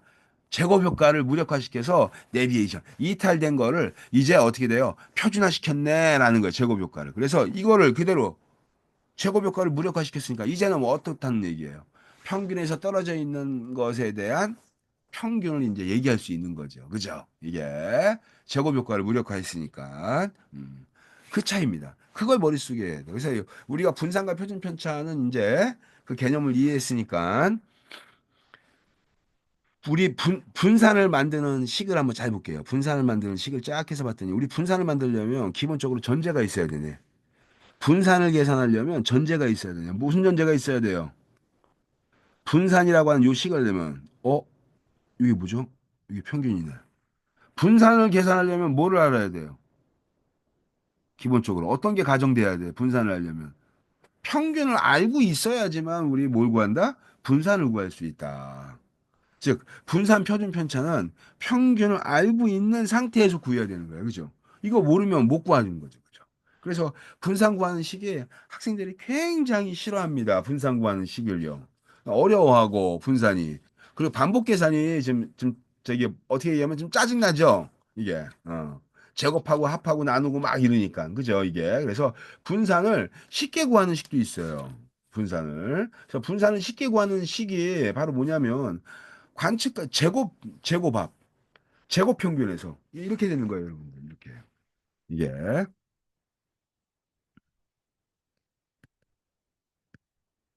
우리 책에 나와 있는 거 63페이지, 62페이지, 63페이지에 나와 있는 게 이제 우리 표본에 대한 표준 편차 이거 그다음에 뭐 61페이지, 61페이지, 2페이지, 3페이지가 이제 분산내 구하는 건데 분산 구하는 거를 아까 내가 관측치 값에서 떨어져 있는 즉 평균에서 떨어져 있는 디스턴스를 제곱해서 합친 다음에 n으로 나누는 거야. 이게 식이 좀 저기 쉽지 않잖아요. 그러면 이걸 쉽게 구하는 방법은 제곱 평균에서 어떻게 되냐? 평균 제곱한 것을 빼주면 뭐가 나온다? 얘가 분산이다. 이게 제곱한 값에 이게 이제 평균이니까. 그럼 아까 했던 대로 한번 해볼까요? 1, 2, 3, 4, 5 이렇게 되는 거예요. 이게 1, 2, 3, 4, 5니까 어떻게 됩니까? 이거 제곱 평균이니까 1의 제곱, 2의 제곱, 3의 제곱, 4의 제곱, 5의 제곱 이렇게 돼요. 이게 그래서 이걸 제곱한 값을 그냥 구하니까 1, 4, 9, 16, 25 요거 다 제곱한 값들을 제곱한 값들을 평균을 구하는 거예요. 제곱한 값들을 다 합쳐서 얘를 어떻게 돼? 얘를 N5로 나눠버립니다. 이게, 그죠? 즉, 제곱 평균 값에서 빼기 평균 제곱이니까 평균은 몇이에요? 3이잖아요. 그러면 어떻게 돼요? 얘를 평균을 제곱한 값이죠. 이렇게. 빼주면 뭐가 나온다? 바로 분산이 나온다. 쉬운 식이죠. 쉬운 식. 이게. 그래서 제곱 평균에서 평균 제곱을 빼버리면 뭐가 나온다? 바로 우리 분산을 구할 수가 있다. 이게. 그래서 분산에 대한 것들은 이런 형태로 우리가 구하는 걸 조금 아까 얘기했고 표본은 어때요, 여러분? 표본은 n-1로 바뀌네요. 이게 이제 자유도의 개념이 이제 나오는데 여러분들 우리 이걸 한번 저기 생각을 한번 해봅시다. 어, 평균이 이제 어떠한 집단의 평균이 쫙 이렇게 딱 알려져 있는 거예요. 그죠? 평균이 알려져 있는데 내가 랜덤하게 여기서 숫자를 빼는 거예요. 숫자를 갖고 숫자 조합을 통해서 이제 어떻게 돼? 모집단의 평균을 추정하는 방법을 쓰는 거예요. 모집단이 내가 잘 모르죠. 사이즈를 정확하게 몰라서 그렇지. 실제로 모집단은 어떻다? 정보가 있는 거잖아요. 그죠? 모집단이라는. 그 다음에 모집단이 있으니까 어떻게 돼요? 그 모집단의 특성을 나타내는 평균, 분산, 표준 편차. 내가 몰라서 그렇지. 있는 거야. 그죠? 있는 거야. 그래서 내가 표본을 내가 뽑아가지고 이제 표본을 통해서 모집단의 평균을 추정하는 방법을 쓰세요. 이제 쓰려고 합니다. 그래서 숫자를 이제 어떻게 돼? 숫자를 5개를 이제 쫙 이제 뽑아가지고 이제 추정하는 거예요. 그래서 내가 샘플의 사이즈를 요거 우리 다 뒤에 또 배우는데 표본의 사이즈를 어떻게 돼? 키우면 해서 모집단보다 어떻게 돼? 같을 때까지 계속 쭉 키우면 평균이 빗나갈 가능성이 없죠. 그죠? 그러면 이제 내가 다시 쉽게 얘기하면 어떤 값이 평균이 이제 3입니다. 평균이 3이에요. 3. 이게 평균이 3. 그래서 숫자를 1서부터 5까지의 어떠한 이제 숫자를 활용을 해가지고 모집단의 평균 예 3을 이제 추정하려고 하는 거예요. 이게. 자, 모집단의 평균을 추정을 하는데 내가 숫자를 5개를 이제 써가지고 평균이라고 하는 거를 추정을 하려고 하면 첫 번째 미지수 X, 얘도 미지수 X1, 미지수 X2, X3, X4, X5 이렇게 해가지고 쭉 5가지 숫자를 이제 여기다 결정해가지고 집어넣는 거예요. 예, 그러면 어떤 숫자를 정할 수가 있는 게 자유롭게 다 선택할 수 있어요. 그죠? 경우의 수가 어때요? 엄청나게 많겠죠. 그죠? 자유롭게 선택하는 거예요. 그래서 내가 첫 번째를 이 숫자 1을 딱 결정했어. 그럼 어떻게 돼요? 여기 5개니까 또 여기 미지수가 4개 선택할 수 있는 가능성이 굉장히 경우의 수가 또 되게 많겠죠. 그죠? 이게. 그래서 두 번째도 어떻게 돼? 내가 2를 정했어. 그러면 3개도 어떻게 돼요? 경우의 수가 또 굉장히 많이 생기겠죠. 이게. 여러 가지가. 그래서 숫자를 하나씩 결정해서 평균을 3을 맞추려고 하는 거예요. 그래서 3 이렇게 4 짝 이렇게. 그러면 내가 최대로 선택할 수 있는 숫자의 최대 카드는 내가 5개의 숫자를 합쳐가지고 평균 3을 만들려고 해요. 그러면 첫 번째 카드 주어지고, 두 번째 카드 주어지고, 세 번째 카드 주어지고, 네 번째 카드까지 주어지면 5번째 숫자 카드는 정해지지 않아도 어떻게 돼요? 정해지지 않아도, 예? 어떤 값이 들어와야지 평균 3이 나오는지를 결정할 수가 있어요. 그죠? 즉, 자유롭게 선택할 수 있는 표본의 최대 샘플 사이즈는 항상 모집단은 n이라고 했을 때 n보다 한 개 작은 숫자까지만 내가 확정적으로 알게 되면 어떻게 된다? 모집단의 평균을 그대로 추정할 수가 있는 거예요. 다시요. 내가 어떠한 미지수를 자유롭게 선택을 해가지고 특정한 평균값을 추정을 하려고 해요. 그러면 자유롭게 선택하는 게 예를 들면 5개라고 합시다. 그러면 5개에서 제일 첫 번째, 두 번째, 세 번째, 네 번째, 다섯 번째 어떤 숫자를 넣어가지고 다 평균 3을 만드니까 선택할 수 있는 이 경우의 수가 너무나 많겠죠. 아무거나 선택해도 되니까. 그죠? 어떤 걸 선택해도 뒤에서 또 조정하면 저기 충분히 어때요? 3 만들 수 있잖아요. 그죠? 이렇게 해서 자유롭게 선택을 하는 거예요. 그러면 내가 처음에 1이라는 걸 결정했어. 그러면 어떻게 돼요? 선택은 이제 4개 남은 거야. 미지수가 4개. 이 중에서 어떻게 돼요? 하나씩 선택해 가면서 나가면은 1 고르고 두 번째 2 골랐다고 치고 세 번째 3 골랐어. 네 번째 4 골랐어. 그러면 다섯 번째 숫자는 굳이 내가 결정하지 않아도 어떻게 됩니까? 네 가지의 숫자 조합으로 평균 3을 만들려면 다섯 번째 숫자는 어떤 것이 들어와야 되는지를 바로 알 수가 있게 되는 거예요. 이게. 즉, 자유롭게 선택할 수 있는 최대의 샘플 사이즈는 항상 어집단이에요. 모집단이 n이라고 했을 때 n보다 한 개 작은 것만큼까지만 알면 어떻게 된다? 모집단의 평균을 우리가 추정할 수 있다. 그래서 내가 아까 이게 모집단입니다. 그러면 어떻게 돼요? 표본이 요만큼이야. 표본의 사이즈를 어떻게 돼? 키우고 키워서 어떻게 돼? 쭉. 표본이니까 모집단을 어떻게 해야 되죠? 추정해야 되잖아.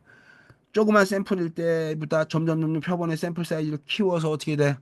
모집단이라고 하는 모집단의 n-1개까지만 내가 표본의 샘플 사이즈를 키우면 어떻게 돼? 마지막에 모집단의 숫자는 알려주지 않아도 바로 알 수가 있어요. 그죠? 모집단을 바로 추정할 수 있는 의미가 우리 식으로 풀 수 있기 때문에 이게 그래서 어떻게 되냐? 최대로 선택할 수 있는 표본의 샘플 사이즈는 항상 어떻다? n-1개. 이걸 뭐라고 한다? degree of freedom. 자유도라고 얘기해요. 자유도. 자유롭게 선택할 수 있는 이 그래서 여기에 나오는 것처럼 여러분 어떻게 돼요? 표본에서는 모집단에서 모집단은 n이지만 표본에서는 n-1개예요. 그래서 여기 나온 것처럼 이 식이 어때요? 분산과 표준 편차가 이렇게 알파벳으로 쓰이겠네요. 그죠? 그래서 우리 분산도의 개념을 다음과 같이 이렇게 다시 한번 쭉 보면 헬스장에서 3개월 동안 한 운동을 하는 회원 6명의 체중 감소 불량이다. 쫙 해가지고 이거 갖고 이제 아까 나왔던 대로 이제 요거를 이렇게 뺀 거죠. 평균 구에서 66 나누기 여기 나오는 것처럼 이제 6명이니까 나누기 6 이렇게 된 거예요. 그죠? 이렇게 하나, 둘, 셋, 넷, 다섯, 6명이니까 요거 합쳐서 자, 요거 구하려면 뭘 알아야 됩니까? X 바 알아야 되잖아. 그죠? X 바 알아야 되니까 어떻게 돼요? 평균 알아야 되잖아. 그러니까 이 체중 감소량의 회원 6명의 체중 감소량 나누기 6 해가지고 이걸 갖고 실제로 어떻게 되더라? 이제 평균값을 구한 다음에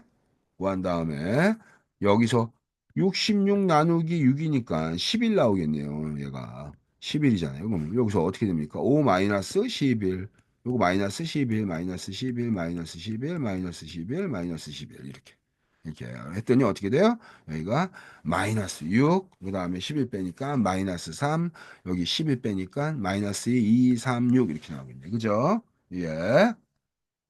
그래서 이걸 어떻게 되냐? 이렇게 썸하는 거죠. 그죠? 썸한 다음에 어떻게 돼? 나누기 6으로 이제 나눠야 되는데 그건 모집단이고 여기는 6명이 어떻게 모집단이 될 수 있겠어요. 그러니까 여기 나누고 참 표본을 구하면 n-1에서 5 이렇게 되겠네요. 그죠? 예. 그래서 19.6 이렇게 나오는 거예요. 이거 쉽게 구하려면 어떻게 한다 그랬죠? 쉽게 구하려면 제곱 평균에서 그러니까 어떻게 돼?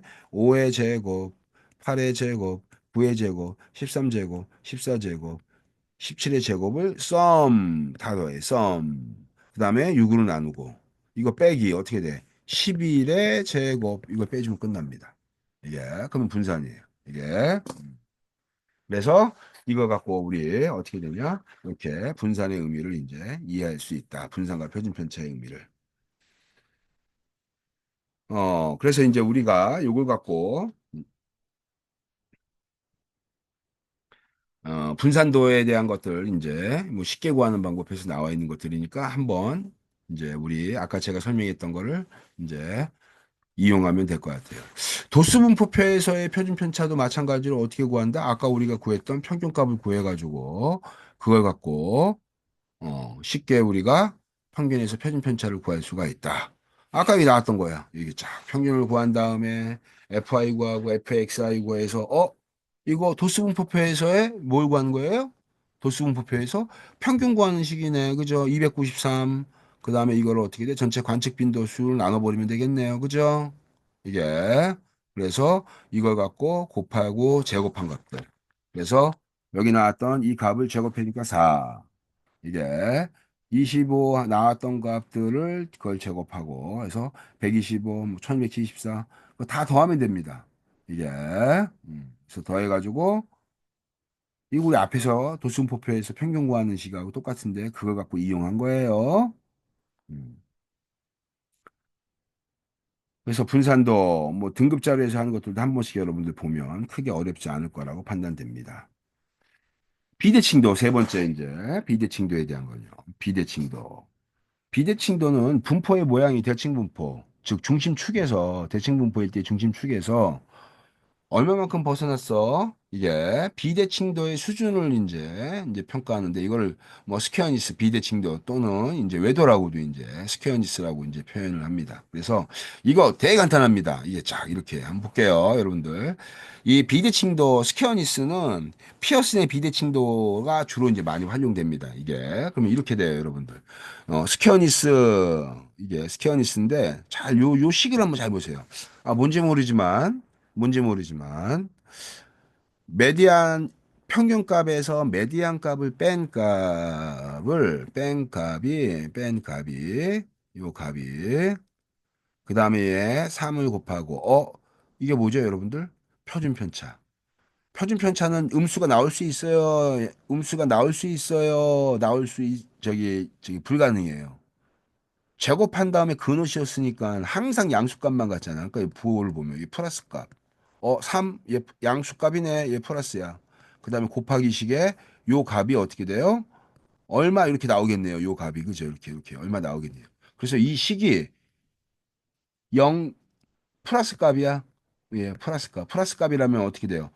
플러스에 여기가 어떻게 돼? 여기도 곱해야 되니까. 분자 분모가 플러스일 때 플러스가 나오잖아요. 그죠? 그러면 요 계산된 평균에서 메디안 값 뺀 이 값이 곱하기식에서 뭐가 나와야 돼요? 플러스 값이 나와야 되네. 플러스 값이 나오려면. 즉, 평균에서 메디안 값을 뺀 값이 어떻게 되냐? 요 안의 값이 양수야, 음수야, 0이야? 이거에 따라서 스퀘어니스가 결정되겠네. 즉, 분포의 모양이 결정되죠. 그죠? 만약에 평균에서 메디안 값을 뺀 값이 뺀 값이 뺀값이 같다라면 어떤 거예요? 대칭형 분포죠. 우리 여러분 이거 그림을 보면 바로 이해할 수 있습니다. 우리 그림을 보면서 우리 한번 여러분들과 같이 그림을 보면서 이제 여러분들과 같이 한번 보도록 하겠습니다.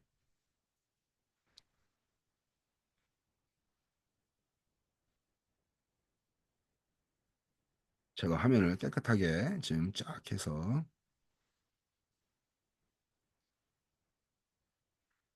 지우도록 하겠습니다.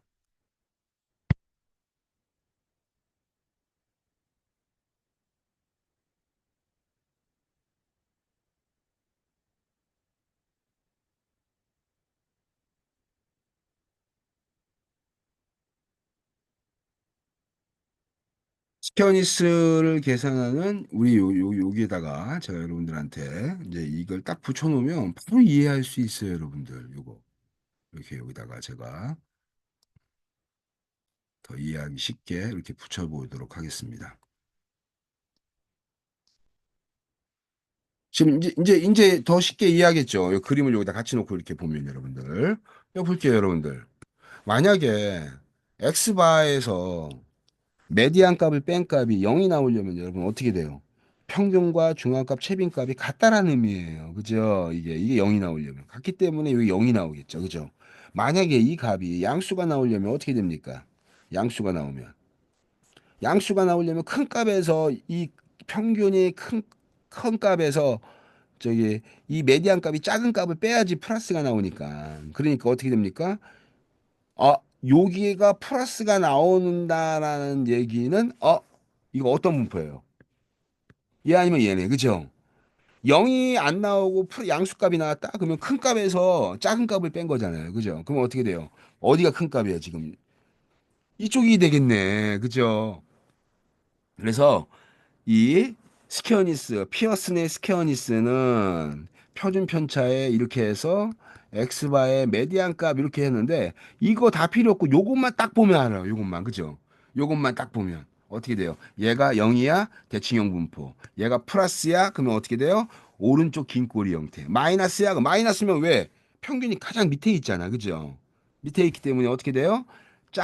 평균이 미디안 값보다 작잖아. 그러니까 이 값이 오버가 돼. 마이너스가 나오겠죠. 그러니까 양수에 곱하기 어떻게 돼요? 음수니까 이 값은 마이너스가 나오게 돼 있어요. 그래서 스퀘어니스 계산 안 하고도 어떻게 되냐? 평균에서 메디안 값 뺀 걸 통해서 우리는 뭘 알 수 있다? 바로 이 비대칭도의 수준을 바로 파악할 수 있다. 다시 한번 이게 평균에서 메디안 값을 뺀 값이 0이 나오는 거예요. 즉 바꿔 얘기하면 스퀘어니스 값이 어떻게 돼요? 스퀘어니스 값이 이 스퀘어니스가 0이 나오려면 요 안에 값이 0이 나오는 거예요. 그죠? 0이 나온다는 얘기는 평균에서 메디안 값을 뺀 값이 요 자체가 어떻게 돼요? 0. 앞에 얘는 상수인데 3 곱하기 0이 돼야지 이게 0이 나오겠죠. 그죠? 그러니까 요 대칭형 분포 쫙.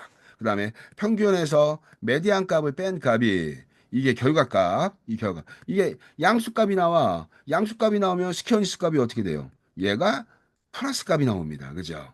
이게 요 값이 양수가 나오면 그 양수가 나온다는 얘기는 메디안 값보다 평균이 크다는 얘기니까 오른쪽 긴 꼴이네 이렇게 만약 음수가 나왔다는 얘기는 평균이 가장 낮기 때문에 평균에서 메디안 값이 큰 값을 빼니까 이 값은 마이너스가 이게 됐죠. 이게 바로 뭐예요? 이게 분포의 특징을 결정하는 세 번째 비대칭도입니다. 이 스퀘어니스를 갖고 이제 우리 분포의 모양을 바로 이해할 수 있어요. 그래서 정리를 하면 우리 어떻게 됩니까? 이거 여러분 이거 되게 시험 문제 출제합니다. 이거 시험 문제 나와요. 1장, 2장, 3장에서 유일하게 시험 문제 나오는 거 하나 골라라. 그럼 얘 나올 거야, 얘. 예. 그래서 분포의 특징을 결정하는 세 가지 특징을 설명하고 각각의 예를 들어 가지고 이 특징을 설명하시오. 이렇게 예를 제시하시오. 이러면 이거 갖고 설명하면 돼. 그러면 제일 첫 번째 중심화 경향 어떻습니까, 여러분들? 관측치들이 흩어져 있는 것 같지만 얘를 쫙 정렬해 가지고 보면 특정한 값을 중심으로 이렇게 뭉쳐 있다 그랬어요. 그 중심으로 이렇게 흩어져 가지고 특정한 값이 뭉쳐 있어서 거기를 중심으로 흩어져 있는 거죠, 이게. 그래서 그 특정한 값, 중심이 되는 값.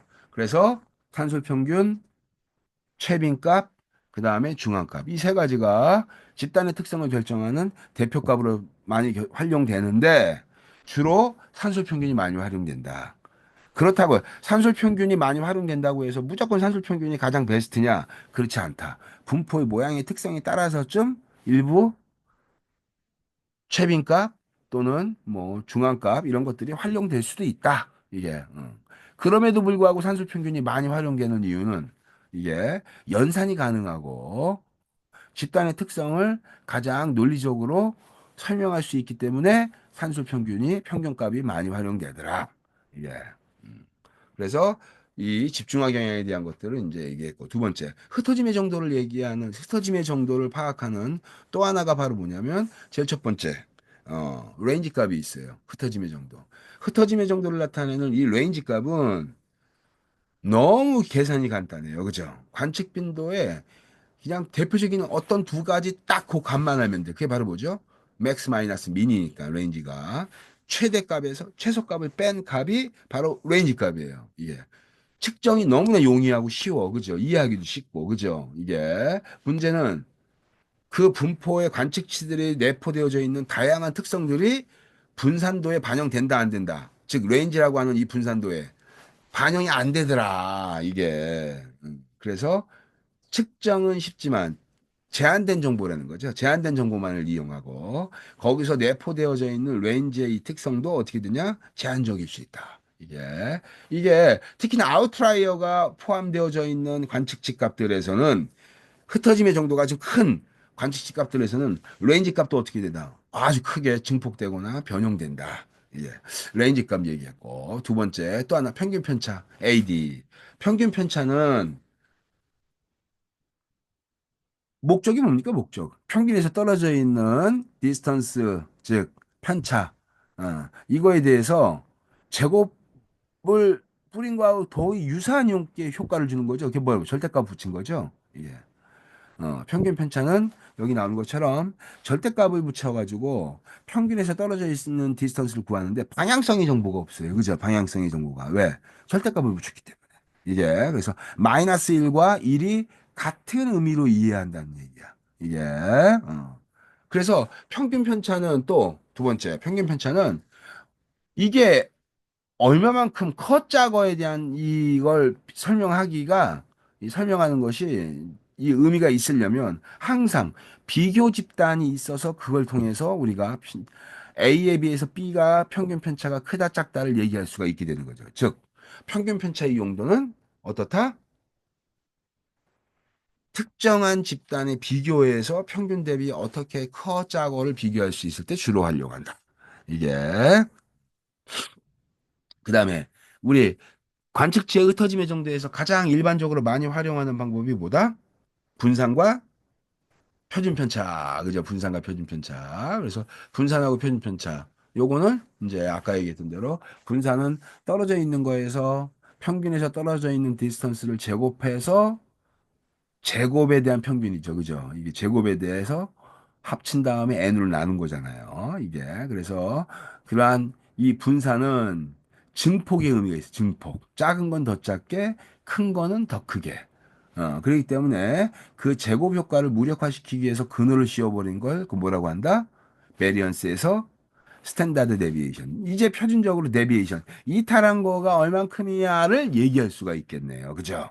이게 그래서 분산과 표준 편차의 구하는 식은 반드시 머리에 숙지한다. 이게 그래서 뭐라 그랬냐면 내가 분산 구하는 식 좀 더티하니까 쉬워요. 구하는 방법은 쉽습니다. 여러분 능력이면 100번이든 1000번이든 다 할 수 있어. 어렵지 않아. 근데 어떻게 돼요? 지금 더티하지. 귀찮고.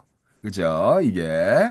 그래서 계산 과정이 좀 번잡스러운 거야. 그거 외에는 그냥 이해하는데 하나, 하등의 문제가 없어. 여러분들 충분히 아주 수학 능력이 좋기 때문에. 이게. 그래서 그거를 쉽게 구할 수 있는 간편식이 있죠. 어떤 거예요? 제곱에 대한 관측시가 나왔어. 1, 2, 3, 4, 5가 나왔어. 그러면 어떻게 돼요? 제곱 평균. 그러니까 1의 제곱, 2의 제곱, 3의 제곱, 4의 제곱, 5의 제곱을 합쳐서 나누기 5. 제곱 평균에서. 어떻게 되냐?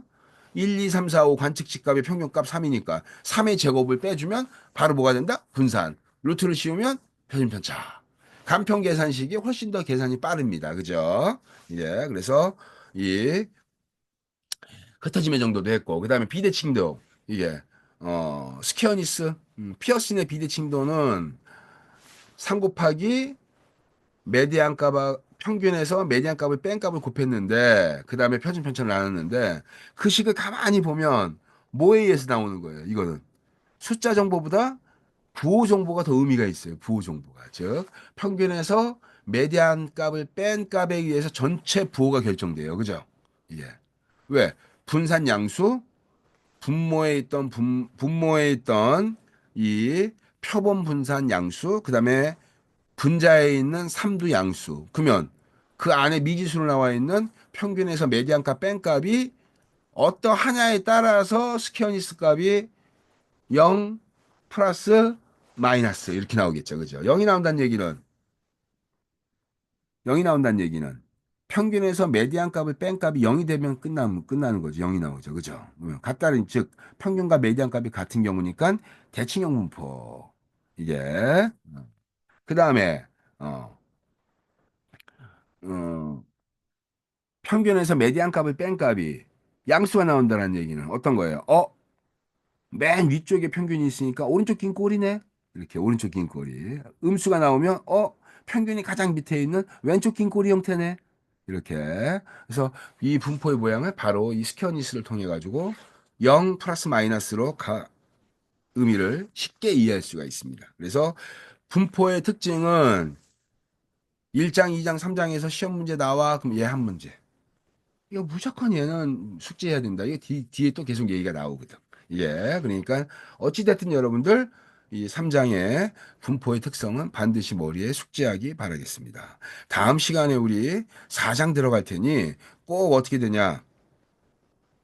숙지해가지고 공부할 수 있도록 이제 어, 어, 이 영상을 모두 다 공부했으면 좋겠습니다. 마치겠습니다.